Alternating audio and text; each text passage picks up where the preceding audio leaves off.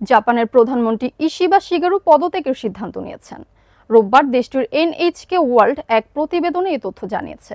গত বছরের অক্টোবরে ইশিবা জাপানের প্রধানমন্ত্রীর দায়িত্ব নেন। কামরুজ্জামানের তথ্যচিত্রে বিস্তারিত জানাচ্ছেন লাবণী আক্তার। জাপানের প্রধানমন্ত্রী ইশিবা শিগেরু পদত্যাগের সিদ্ধান্ত নিয়েছেন। রোববার দেশটির এনএইচকে ওয়ার্ল্ড এক প্রতিবেদনে এ তথ্য জানিয়েছে।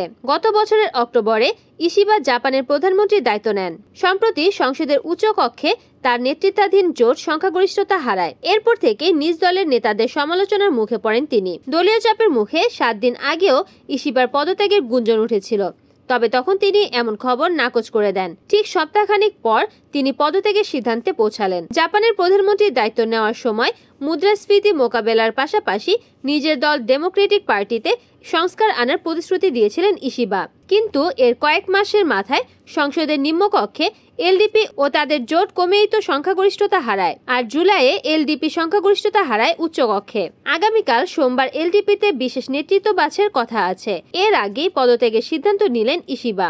আল জাজিরা জানিয়েছে, দলের ভেতর সম্ভাব্য বিভক্তি এড়াতে ইশিবার পদত্যাগের এমন সিদ্ধান্ত।